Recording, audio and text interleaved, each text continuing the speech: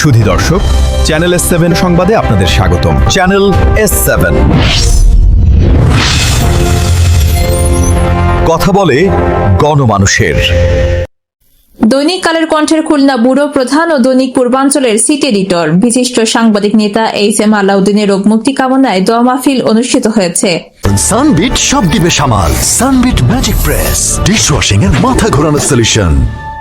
আইন ও অধিকার বাস্তবায়ন ফোরাম, খুলনা বিভাগীয় কমিটি ও রিয়াদুল জান্নাহ হিফজ মাদ্রাসার যৌথ উদ্যোগে বুধবার আসরবাদ খুলনা নগরী রিয়াদুল জান্নাহ হিফজ মাদ্রাসা অডিটোরিয়ামে কোরআন খতম ও দোয়া মাহফিল অনুষ্ঠিত হয়।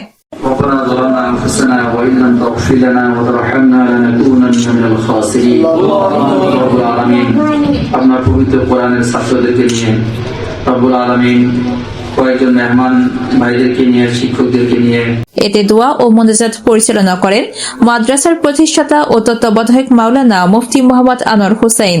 প্রধান অতিথি ছিলেন আইন ও অধিকার বাস্তবায়ন ফোরামের প্রধান উপদেষ্টা অ্যাডভোকেট মোহাম্মদ বাবুল হাওলাদার। অনুষ্ঠানে সংগঠনের নেতৃবৃন্দ, সাংবাদিক, বীর মুক্তিযোদ্ধা, আলেম ওলামা ও মাদ্রাসার শিক্ষকরা উপস্থিত ছিলেন। দোয়া মাহফিলে বিপুল সংখ্যক হাফেজ ও হিফজ বিভাগের শিক্ষার্থীরা অংশগ্রহণ করেন। অনুষ্ঠান শেষে বক্তারা সিনিয়র সাংবাদিক HM আলাউদ্দিনের দ্রুত সুস্থতা কামনা করে দেশবাসীর কাছে দোয়া প্রার্থনা করেন।